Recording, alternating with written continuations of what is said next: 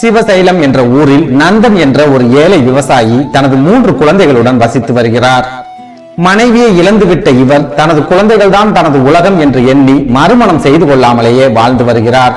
ஆனால் நந்தனுடைய உறவினர்களோ 3 பெண் குழந்தைகளையும் பார்த்துக் கொள்வதற்கு ஒரு தாய் கட்டாயம் வேண்டும் என்றும், அதனால் நீ கண்டிப்பாக இன்னொரு திருமணம் செய்து கொள்ள வேண்டும் என்றும் நந்தனை கட்டாயப்படுத்துகிறார்கள்.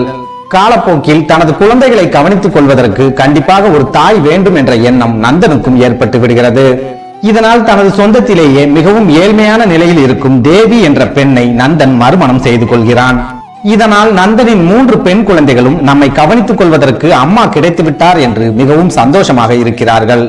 ஆனால் தேவி நந்தனின் வீட்டுக்கு வந்த மறுநாளே குழந்தைகள் மீது அவளுக்கு அளவுக்கதிகமான கோபம் ஏற்படுகிறது.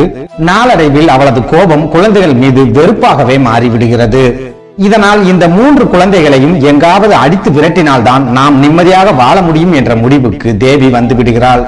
ஆனால் குழந்தைகளை வீட்டை விட்டு வெளியே விரட்டினால் நமது கணவர் நம்மை சும்மா விடமாட்டார் என்பதை புரிந்து கொண்ட தேவி நயவஞ்சகமாக அந்த குழந்தைகளை வீட்டை விட்டு வெளியே அனுப்புவதற்கு திட்டம் போடுகிறாள். அதாவது பக்கத்தில் இருக்கும் காட்டுக்குள் குழந்தைகளை வெகு தூரம் அழைத்து சென்று அங்கே தனியே விட்டுவிட்டு வந்துவிட்டால் குழந்தைகளால் திரும்ப நமது வீட்டுக்கு வர முடியாது, காட்டுக்குள்ளேயே இறந்து போய்விடுவார்கள் என்று தேவி திட்டம் போடுகிறாள். தன்னுடைய இந்த திட்டத்தை செயல்படுத்துவதற்காக தேவி மறுநாள் காலையில் எழுந்து குழந்தைகளை அழைத்துக் கொண்டு தனது கணவரிடம் விறகு வெட்ட செல்வதாக சொல்லிவிட்டு காட்டுக்குள் வந்து விடுகிறாள். காட்டுக்குள் வெகு தூரம் வந்துவிட்ட தேவி அந்த குழந்தைகளை ஒரு இடத்தில் அமர்ந்து விளையாடுங்கள் என்று சொல்லிவிட்டு குழந்தைகளுக்கு தெரியாமல் குறுக்கு வழியாக தனது வீட்டுக்கு வந்து விடுகிறாள். சற்று நேரம் விளையாடி கொண்டிருந்த குழந்தைகள் அதன் பிறகு தனது தாயை தேட ஆரம்பிக்கிறார்கள். தனது தாயை கண்டுபிடிக்க முடியாததால் அந்த குழந்தைகள் காட்டுக்குள்ளேயே ஆளுக்கு ஒரு பக்கமாக கதறி அழுகிறார்கள். அதன் பிறகு சுதாரித்துக் கொண்ட அந்த குழந்தைகள் எப்படியாவது வீட்டுக்கு சென்று விடலாம் என்று நினைத்து வீட்டுக்கு செல்வதற்கான பாதையை தேட ஆரம்பிக்கிறார்கள். ஆனால் காட்டுக்குள் வெகு தூரம் வந்து விட்டதால் அவர்களால் சரியான பாதையை கண்டுபிடிக்க முடியவில்லை. சூரியன் மறைந்து இருள் பரவ ஆரம்பித்து விட்டதால் அந்த காட்டுக்குள்ளேயே குழந்தைகள் தொடர்ந்து அழுது கொண்டிருக்கிறார்கள். குழந்தைகளின் இந்த அழுகை சத்தம் அந்த காட்டுக்குள் குடியிருக்கும் காளிதேவியின் காதுகளில் விழுகிறது. உடனே காளிதேவி ஒரு சாதாரண பெண்ணை போன்று உருவம் எடுத்து அந்த குழந்தைகளை வந்து சந்தித்து, குழந்தைகளை எதற்காக இங்கு வந்து அழுது கொண்டிருக்கிறீர்கள் என்று கேட்கிறாள். அப்போது அந்த குழந்தைகள் காளிதேவியிடம் நடந்த எல்லா விஷயங்களையும் எடுத்து சொல்லி எப்படியாவது எங்களை வீட்டில் கொண்டு போய் விட்டு விடுங்கள் என்று கெஞ்சுகிறார்கள்.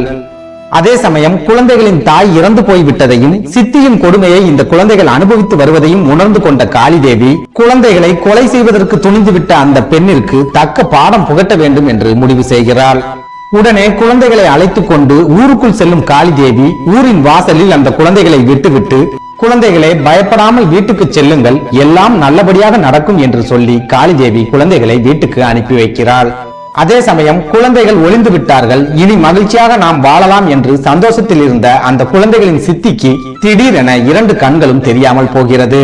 இதனால் பதறிப்போன அவள் தனக்கு 2 கண்களும் தெரியவில்லை என்று தனது வீட்டின் வாசலில் விழுந்து கதறி அழுகிறாள். அந்த சமயத்தில் காட்டுக்குள் அவள் விட்டுவிட்டு வந்த குழந்தைகள் வீட்டுக்கு வந்து விடுகிறார்கள். வீட்டுக்கு வந்த அந்த குழந்தைகள் தனது தாயின் நிலையை பார்த்து கண்ணீர் விட்டு கதறி அழுகிறார்கள். அந்த சமயத்தில் வேலை முடிந்து வீட்டுக்கு திரும்பி வந்த சாந்தனும் தனது மனைவியின் நிலையை பார்த்து வருத்தப்படுகிறான். அதன் பிறகு கண்கள் தெரியாத தேவிக்கு குழந்தைகளே கண்களாக இருக்கிறார்கள். தேவிக்கு தேவையான அனைத்து வகையான உதவிகளையும் அந்த 3 குழந்தைகளும் மனம் கோணாமல் செய்து கொடுக்கிறார்கள். இந்த சூழலில் தனது மனைவியின் கண் பார்வையை மீட்டு கொண்டு வந்துவிட வேண்டும் என்று முடிவு செய்த நந்தன் பலவிதமான வைத்தியர்களிடம் தனது மனைவியை கூட்டிச் செல்கிறான். ஆனால் எந்த வைத்தியமும் தேவிக்கு பலன் கொடுக்காத காரணத்தால் அவள் கண்கள் இல்லாதவளாகவே கஷ்டப்பட்டு கொண்டிருக்கிறாள். இந்த சூழலில் தேவியின் வீட்டிற்கு முனிவர் ஒருவர் வருகிறார்.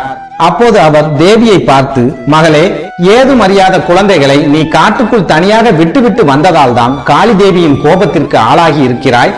அதனால் தான் காளிதேவி உனது கண் பார்வையை பறித்து விட்டாள். ஆகவே எந்த வைத்தியம் செய்தாலும் உனது கண்களில் பார்வை வராது.